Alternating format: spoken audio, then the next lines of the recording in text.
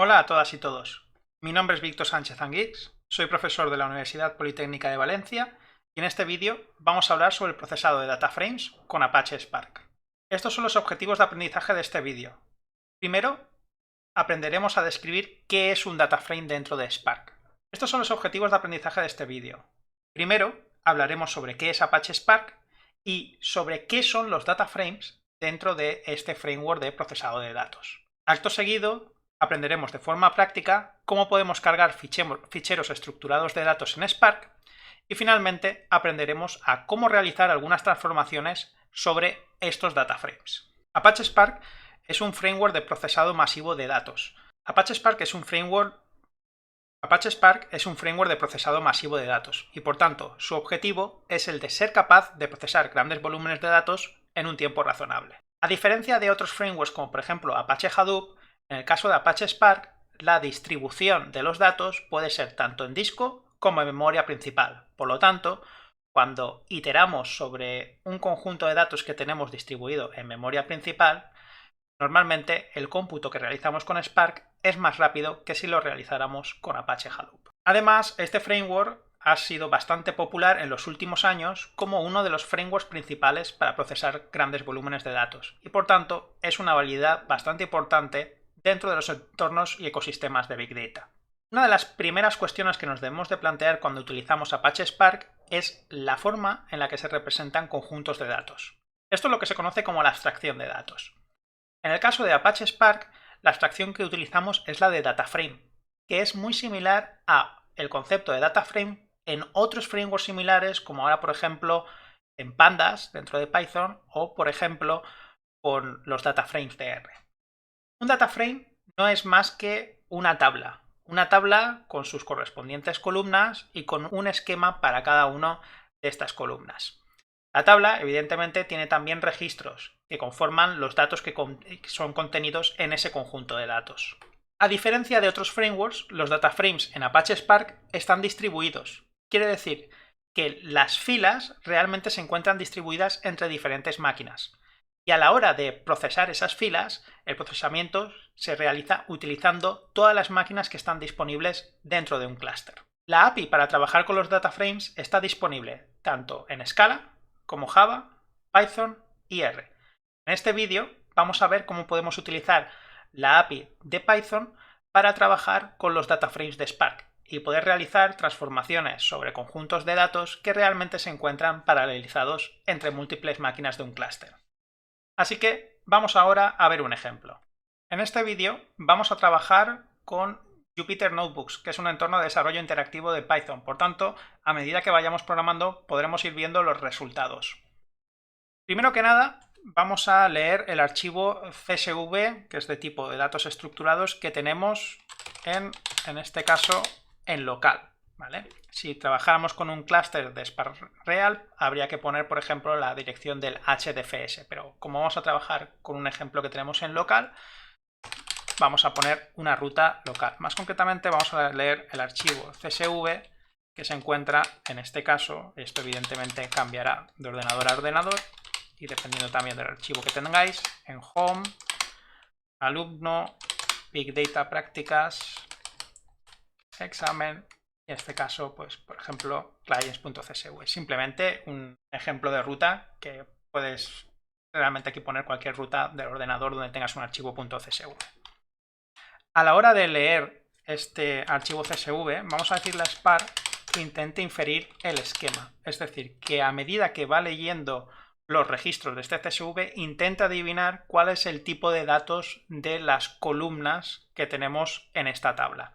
Cuando leemos el CSV, lo que va a suceder es que se va a crear un data frame. Un data frame que en principio, cuyos registros van a estar distribuidos entre las diferentes máquinas del clúster. En este caso estamos trabajando únicamente en local, pero si estuviéramos, por ejemplo, trabajando con varias máquinas, pues esos registros se distribuirían entre esas máquinas. Este data frame, vamos a llamarlo, por ejemplo, clients.df. Le damos a intro para evaluar y después de unos segundos volverá el cursor y ya podemos trabajar con este data frame. Una de las primeras operaciones que podemos hacer es llamar a show para que nos muestre el contenido. Y como vemos en este caso, fijaros que en principio ha leído la tabla, pero no la ha leído correctamente. ¿Por qué? Porque en principio la primera fila debía de ser la cabecera del fichero. Podemos corregir esto. Podemos venirnos aquí y en la instrucción de lectura indicar que ese fichero sí que tiene un header, sí que tiene una cabecera. Ahora, al hacer show, fijémonos como en este caso sí que toma como nombre de columna la primera fila de ese fichero. Tenemos por tanto una tabla donde tenemos un identificador, un nombre de usuario, unos apellidos, un correo, un país y un modelo de coche. Una de las primeras operaciones que podemos realizar sobre este data frame es, por ejemplo, la de seleccionar alguna de sus columnas, igual que por ejemplo se puede realizar cuando trabajamos con tecnología de tipo SQL. Por ejemplo, podemos seleccionar en este caso pues, el identificador, el nombre y los apellidos. Esto nos va a devolver un nuevo data frame. Si queremos operar con él o si queremos guardarnos una referencia para hacer alguna transformación a posteriori, tenemos que guardarlo. Por ejemplo, vamos a llamarlo esto como clients.df only name. ¿Vale? Lo guardamos y ahora le damos a show para que nos muestre sus contenidos. Y fijémonos cómo ha hecho en este caso una proyección de las columnas que teníamos en la tabla original. Es muy importante tener en cuenta que los data frames en Spark son inmutables, es decir, una vez se crea un data frame, este no cambia. La única forma de generar una nueva tabla es precisamente creando un nuevo data frame, que es justo lo que hemos hecho en este caso. Hemos hecho una operación de select y en este caso hemos utilizado la operación de select para generar una nueva tabla que tiene un subconjunto de columnas. Ahora vamos a ver cómo podemos coger, por ejemplo, esa tabla que teníamos originalmente y crear una nueva columna. Y con ello, pues evidentemente, crear un nuevo data frame o tabla. Para ello vamos a utilizar el método selectXPR. SelectXPR nos va a permitir poner aquí, separados por comas, expresiones en SQL. Expresiones en SQL que, por ejemplo, podemos utilizar con el asterisco para seleccionar todas las columnas que teníamos en esa tabla.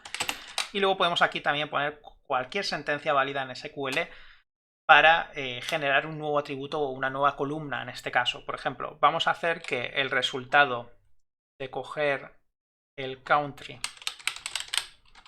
y compararlo con JP, vamos a generar eso como una nueva columna. La vamos a llamar isJapanese. Esta nueva columna va a tener un valor de verdadero cuando el país de esa persona sea Japón y en caso contrario pues será falso. Si queremos guardar este resultado en un data frame, pues bueno, lo guardamos la referencia y ahora podemos coger ese data frame y hacer show para que nos muestre los resultados. Y como vemos aquí en este caso tenemos una nueva columna. ¿Qué pasa, por ejemplo, si yo quiero eliminar una columna de un data frame? Si yo quiero eliminar una columna de un data frame, puedo venirme a ese data frame y utilizar el método drop. Aquí dentro de drop yo tengo que especificar un nombre de columna. Por ejemplo, vamos a especificar que vamos a eliminar la columna first name. De nuevo voy a guardarme una referencia a ese data frame y ahora podemos mostrarlo con el comando show. Como vemos, hemos borrado esa columna en concreto. Otra operación bastante frecuente dentro del ámbito de trabajo con tablas es el de realizar filtrados, es decir, quedarnos únicamente con los registros que cumplen una determinada condición. En este caso podemos utilizar el método filter. Dentro del método filter podemos indicar aquí una operación. Dentro del método filter podemos indicar cuál es la condición que deben de cumplir los registros con los que nos quedamos. Por ejemplo, imaginemos que únicamente queremos los registros de los usuarios de Estados Unidos. Pues bueno, seleccionamos el data frame, la columna country, eso que sea igual, por ejemplo, a US. Y esto nos va a devolver un nuevo data frame. Lo almacenamos en una variable y ahora podemos, por ejemplo, consultarlo. Y como vemos, tenemos únicamente los registros de los usuarios que son de Estados Unidos. Con esto terminamos este vídeo. Hemos definido qué es Apache Spark y también hemos visto cuál es la extracción de datos de un data frame. También hemos visto cuáles son algunas operaciones comunes que podemos realizar sobre estos data frames. Por ejemplo, cómo cargarlos dentro de Spark, cómo podemos crear tablas con subconjuntos de columnas, cómo podemos crear nuevas columnas. También hemos visto, por ejemplo, cómo podemos realizar filtrados, cómo podemos borrar algunas columnas de los data frames, etcétera, etcétera. Estas son simplemente algunas de las operaciones que podemos realizar con Spark. Así que con esto damos por concluido este vídeo y nos vemos en el siguiente.